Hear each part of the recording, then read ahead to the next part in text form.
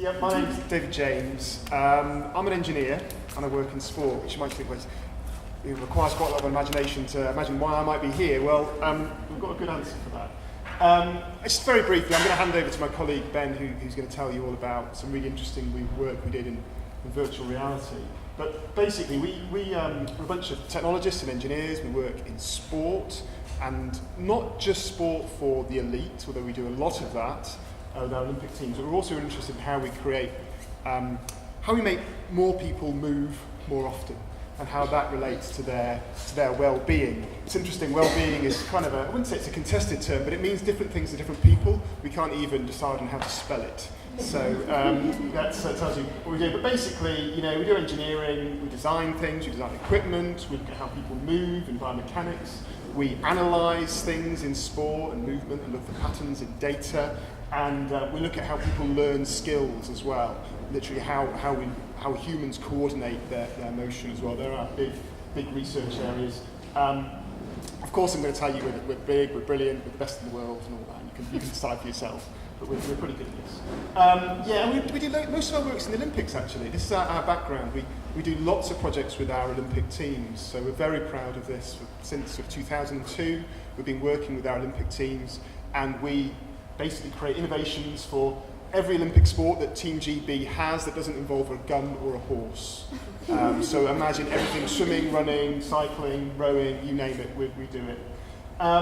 So just very briefly, what we're about is about using technology to understand what happens in sport. And that's the background of the group. This is kind of clever stuff. You can see what we do. We take a video, we can start measuring things from videos using quite complicated algorithms and analysis. We're looking at fluctuations in this image to, for instance, count the step frequency of sprinters here. The point is, we can use those same sorts of technologies to understand how people move, or how they may be moving abnormally. Maybe if someone's recovering from stroke, for instance. And so we can see there's this very clear link between technologies for sport and technologies for health, particularly involved in movement. And that's something that we're really interested in pushing. So we've got this whole concept of innovations that help people move. And we've had some really nice success here recently, linked to a development down at Don Valley on the so-called Olympic Legacy Park. So the legacy from the fallen Don Valley Stadium, like a phoenix from the flames. We're kind of putting in a new site there, and actually we're creating something that's called the Advanced Wellbeing Research Centre. So this is linking innovation in sport, translating it into innovations for health and for well-being. So this is a significant investment from the government, a £14 million centre that's being built right now that we're doing. And we're going to be down there in a year's time. So this is literally diggers in the ground building this thing right now. So it's all about innovations that help people move, innovations that help people feel good. That well-being is more than just a state, more than just the absence of disease. That's the kind of the concept. Really. It does have a focus on physical well-being, to be fair, but that's what we're doing. So I'm going to hand over here because we haven't had much time to tell you about a really interesting project. When you're driving past it, have a look. It's really exciting what's happening down there. And lots of all sorts of things happening. Right, okay, over to Ben. Here you go.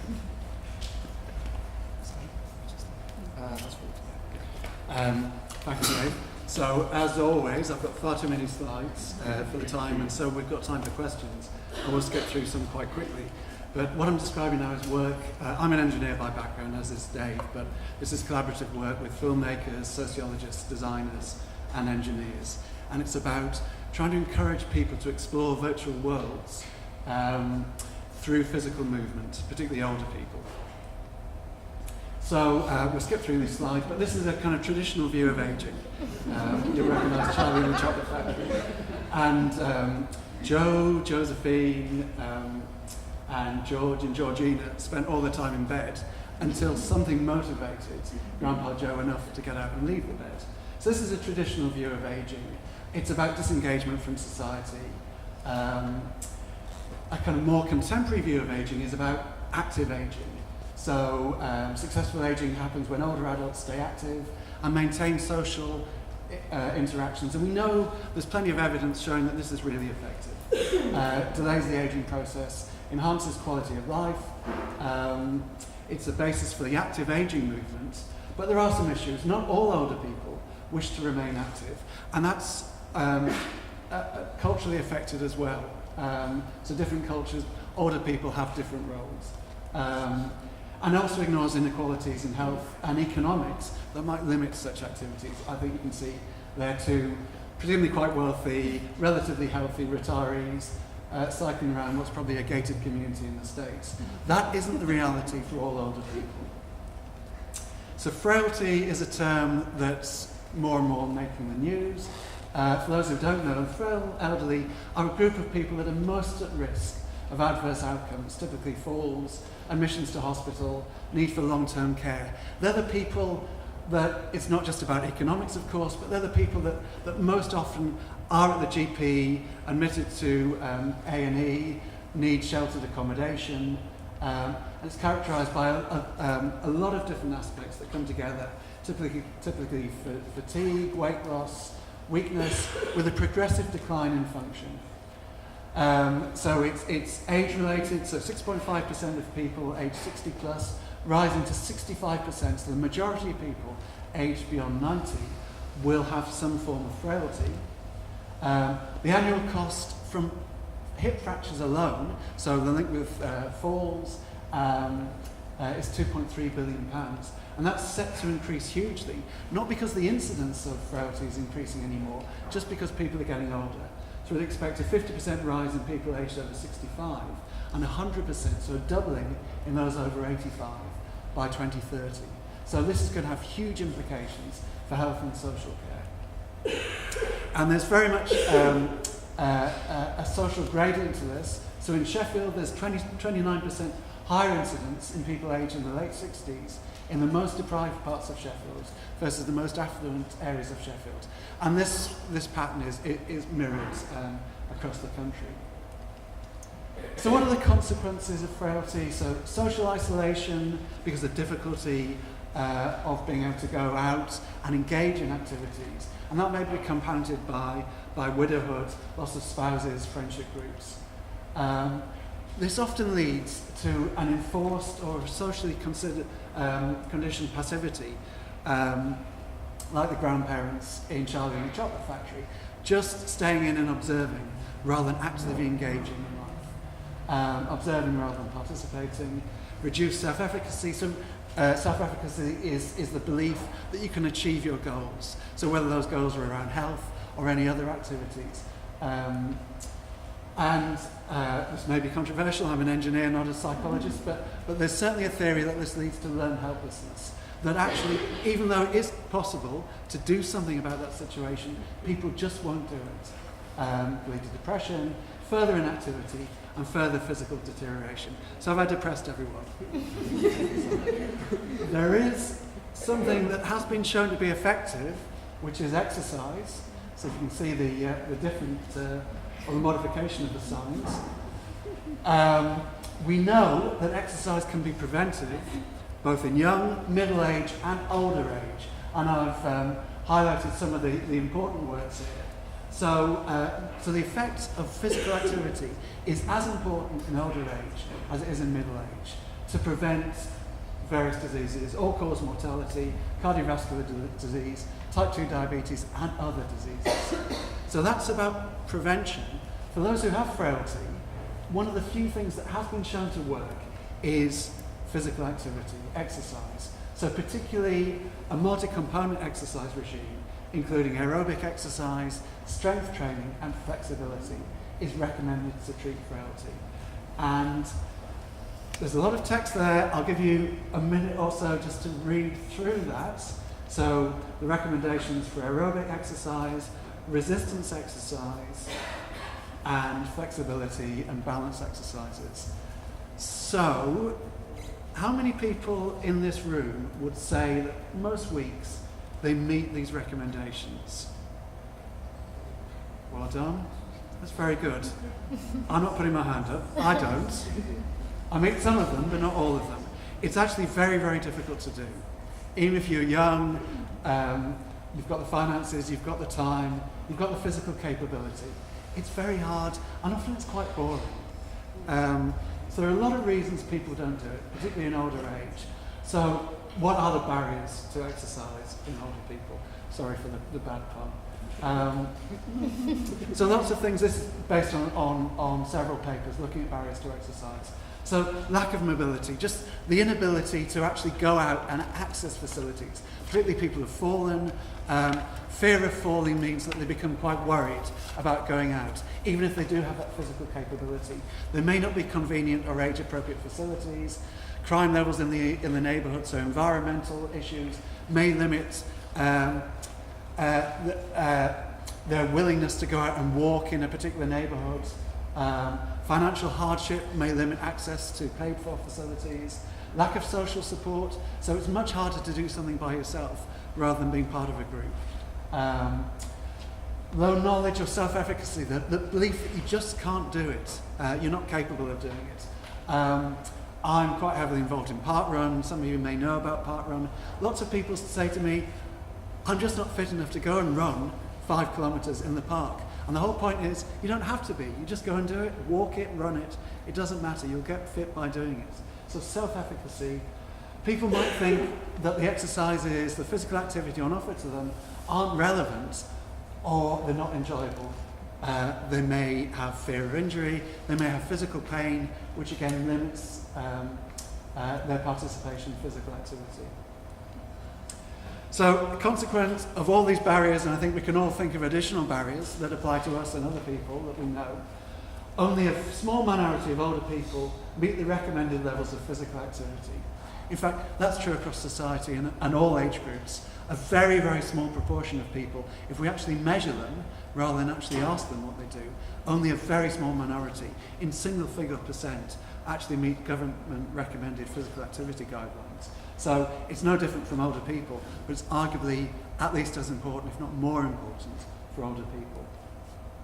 So what can we do about it? It's been shown in other health domains that video games, particularly serious games, so video games for a more supposedly serious result, rather than just enjoyment, though that's important enough in itself, can be important in other health domains. And what are called hardcore video games, which might not be what you think. So games which require a lot of engagement over long term, can't be completed in a small number of minutes, require serious effort over several weeks to complete the game. We know that they provide a controlled, engaging, challenging but safe, strong social stimulus, particularly if they're played with social links, and have promise significant cognitive benefits. But for older people, lack of IT literacy is a barrier, particularly for older people who may not have been exposed to IT literacy within the workplace. Most games interface are played sitting down with a controller or a keyboard and a mouse. They promote sedentary behaviour, and we're trying to get away from sedentary behaviour. So sitting down and playing games for long periods of time aren't really a solution. Many hardcore video game genres are not really suited to older clientele. They typically don't like fast-paced action games. And this picture where you've got these two older people holding onto controllers. I mean, I can't operate a controller that my kids have. Certainly, I think it's going to be very demotivating for older people to learn to use them, particularly with fast-paced video games that require fast reactions. Also, the content, particularly violent content, often isn't relevant for older people. So the solution that we came up with in this project was to provide a whole body physical gesture-based interface, which was much easier to learn. In fact, it's very intuitive to use, as opposed to typical computer games interfaces. And also, with a group of older people, co-design appropriate immersive games that are suitable for this group of people. So what we did, we worked with, I think it was 12 older women, 8 older men, aged 65 to 95, and asked them what they missed in the physical world from when they were younger and what they'd like to do in a virtual world. And we got some really, really interesting and very, very imaginative results. There are a lot of common themes that we extracted. So going dancing, and read the statement here. I think it's lovely in its detail and the imagination. So going dancing in the local ballroom. And with the group that grew up in the 50s and 60s, going dancing was how they socialised. It was how they went out. It was where they were able to escape from their parents. Obviously still really important in older age to try and recreate these experiences. Swimming was another one. People who may no longer have the capability to go and swim, they still enjoy the feeling of swimming, the freedom of swimming. Sailing again, horse riding, things that probably aren't accessible to seriously older people, but still are related to enjoyment and exploration. Fishing was particularly popular with men. This is lovely. Running downhill really fast like kids do. When did we last do this? I wouldn't. This is the annual cheese rolling event these stills are taken from. And every year there are several people who are taken to hospital afterwards. So I wouldn't recommend this role to people, but perhaps doing it in a virtual world. I think we can all remember doing this as kids and the enjoyment and the sense of flow from doing that as children. Why can't we recreate that as adults, particularly as older adults? Sex, why not? We don't like to talk about sex in older people, but it's as important to older people as it is to young people. Climbing trees, it's brilliant. When did we last climb a tree for fun? And gardening was something that a lot of people were engaged with earlier, and perhaps they were in sheltered accommodation. They were no longer able to garden. But it was about the whole process of nurturing over a long period of time. Planting, nurturing, weeding, watering, picking the fruits. It was a long-term engagement. Hardcore gaming, really, rather than a 5 minutes, let's pick something from the tree. Running a marathon.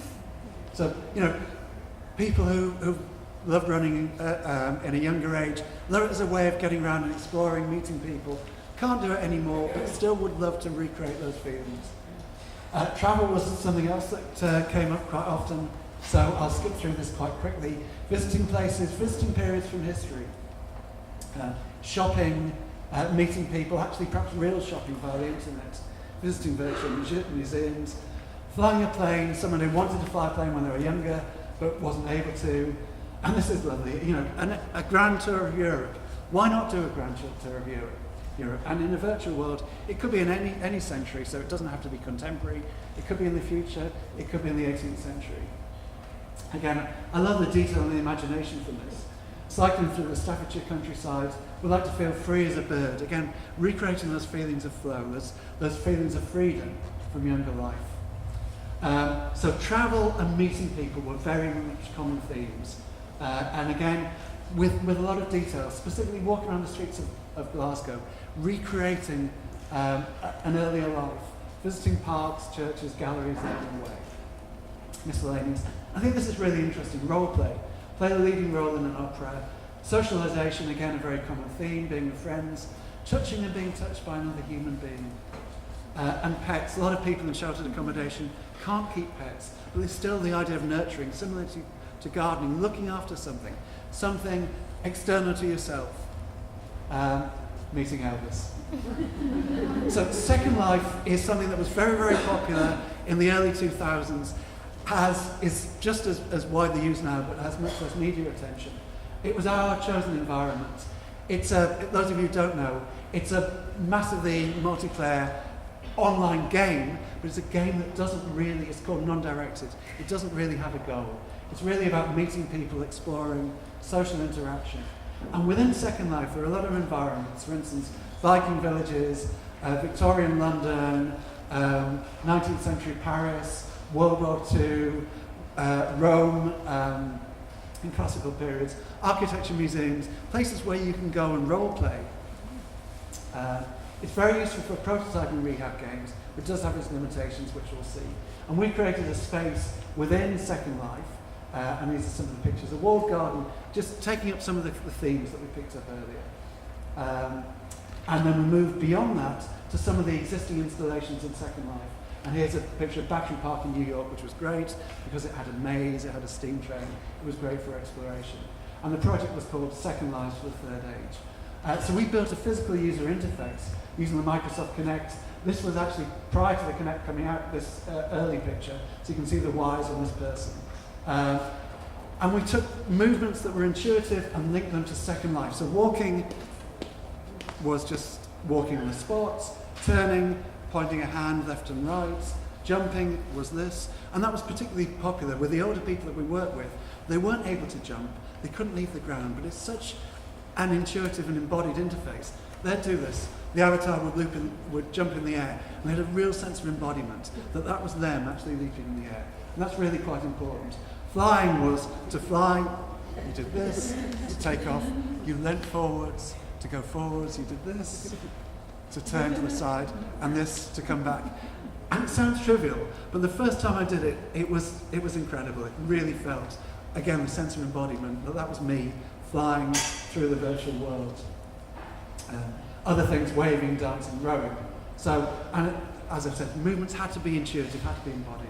So, is it possible just to press on that, on the picture to play it? So very quickly, these are videos of what we actually did. So this is what the person saw in the virtual world, and this is the image that the Kinect picked up, which was what was picking up their movements. So you can see the person's walking in the spots, pointing their finger left and right to try and control the direction, and she goes slightly wrong, hits the barrier, it's safe, she tries to recorrect. So this is one of the tests we asked them to do, was point themselves in the right orientation and then walk over the bridge. So with some practice she was able to do it, but direction was quite difficult. This is something they loved, if you can do that again, was rowing, because it wasn't time pressured. So they could take as much time as they wanted. So the movements triggered the simulation of the avatar. So here we've got steering, which is moving with one arm, and she's trying to go towards the waterfall, and then she starts moving both arms. And it was incredibly tedious to watch, but they loved doing it because there were no time pressures. As we said with older people, they don't like time pressured games. So they could just take their time and explore the environment. And the next one we have is flying, and this was the first time this person had flown, so it wasn't quite perfect, but there she goes, she's flying, she's going to lean forwards to go forwards. So she's flying in an island in Second Life. You can see some of the installations there. She didn't need to flap her arms there. And then she's going to put her arms down. She's trying to turn, it didn't work. Put her arms down, she lands again. So that was flying. Okay, so the results that we got. Some of the movements users had difficulty with, particularly turning, because one of the limitations of Second Life, it's designed to be used with mice and keyboard. You press a key, your avatar turns. It turns very fast. Even with a keyboard, older people can find it difficult to control turning. Doing it physically, they had all sorts of problems. So people would overshoot, they'd come back. So that was a problem, that's one of the limitations of Second Life. No matter what we did, we couldn't really get turning to be completely intuitive. The simplest movements were most liked, because the most sense of embodiment. Jumping, waving to friends by just doing that. So I mentioned that. When there was someone else in the environment, so when they weren't just focusing on movement, when they were actually with someone else, they forgot about how they were moving. They just focused on getting to where they were going. So that they enjoyed much more moving within the virtual environment. And they enjoyed exploration. One of the women loved going inside buildings and looking at the interior decoration. Another one, we couldn't stop him, just went off and explored New York.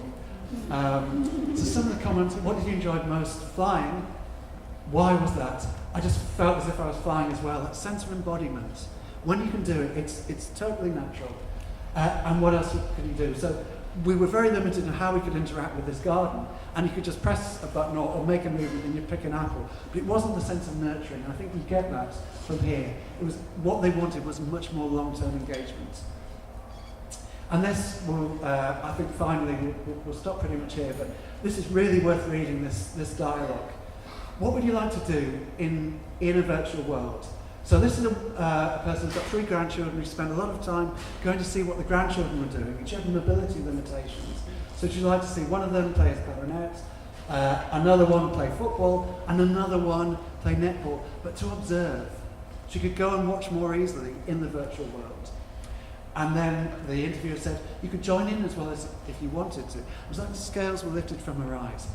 Oh yeah, you could, couldn't you? I hadn't thought of that. You think you'd enjoy that? Oh, I'm sure I would. I used to play netball when I was younger. That would be good. You could even do concerts and things in Second Life. You could play a concert in the orchestra. So it was just the idea that the passivity which is enforced by society was transferred to the virtual world. But in fact, in the virtual world, you can be active. So I will stop there with a very quick summary. Gesture-mediated social virtual worlds can provide rich social and physical interactions, and it's a near boundless imaginative landscape. I haven't talked much about Second Life, but it's huge, the amount of things that have been installed there. And we hypothesise this leads to improved both mental and physical well-being. And what are the benefits of physical movement for imagination? Well, I'd argue perhaps one of the greatest leaps of imagination in science was the special law of relativity. And Albert Einstein thought of that while riding my bicycle. Sorry for taking so long, but do we have time for any quick Just questions? one question, yeah, Okay. sorry. So are there any questions? Special one. There will be room for discussion on this Yes. this afternoon. Yeah, yeah. Thank you. Thank you so much for talking to us.